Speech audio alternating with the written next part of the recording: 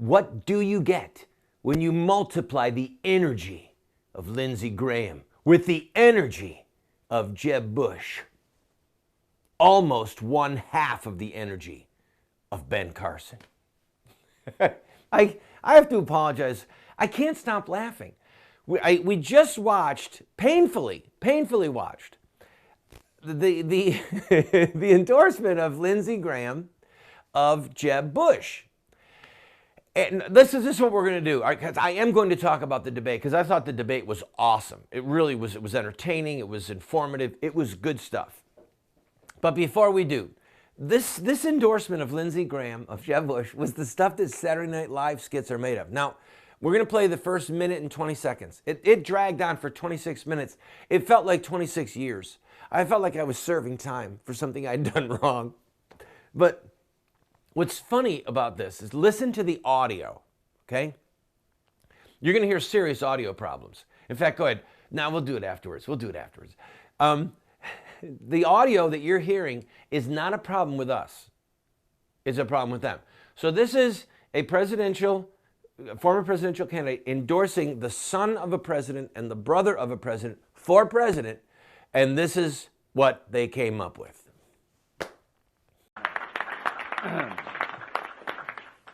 Well, to America, it is your job to pick the next commander-in-chief for the 1% of Americans and their families who serve in uniform, who defend us against radical Islam and other threats. The only way you can become commander-in-chief in America is for the American people to pick you through voting. I tried to run a campaign that centered on how to defend America against multiple threats, how to rebuild a military that's in decline, how to reestablish our presence in the world that's so desperately needed, how to create a sense of respect and fear in our enemies, and among our friends, a reassurance. I fell short. I'm proud of the effort. Now I am a citizen, having to cast my vote as to who I want to be commander-in-chief for that 1% fighting force.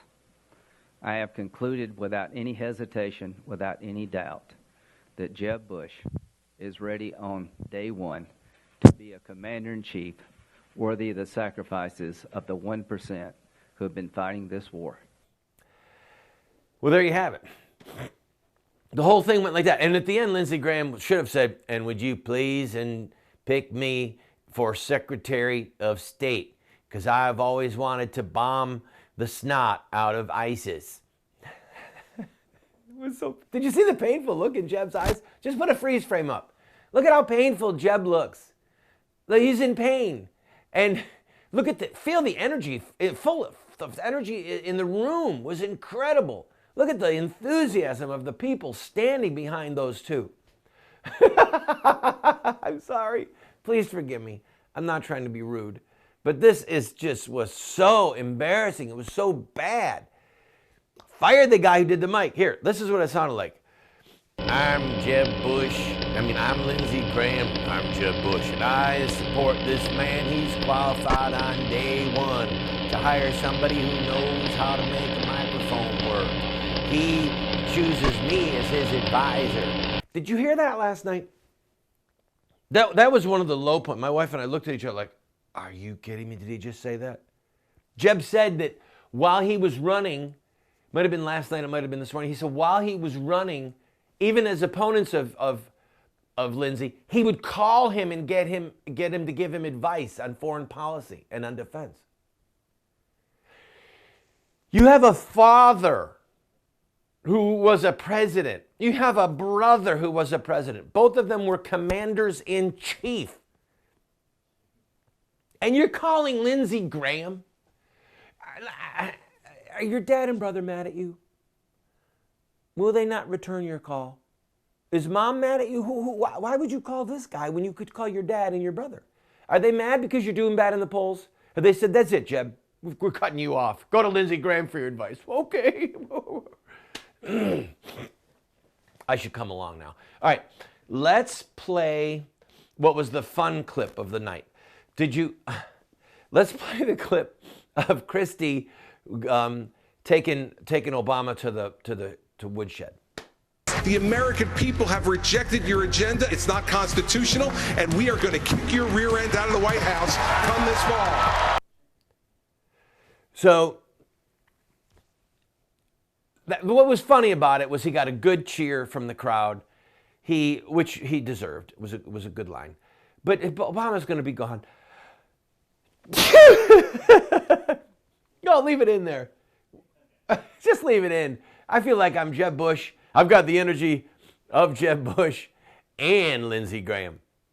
So Chris Christie says, we're going to kick your rear end out of office. No, we're not. No, his term expires. We're not kicking him out of office.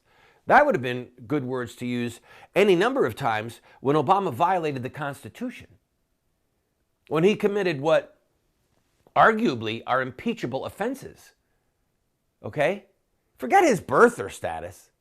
Obama violated his oath of office. He refused to enforce the laws of the United States of America regarding the Defense of Marriage Act. Okay? He told his attorney general, stand down, don't enforce the law. But he swore an oath to uphold the laws of the United States. So he violated his oath of office. There was a time when you might discuss throwing his rear end out of office. Now, Christie was just dealing with the petulant child. A petulant child. We'll be right back with some clips and some commentary. Don't go away. I feel a lot of energy in the room. Don't you, Jeb?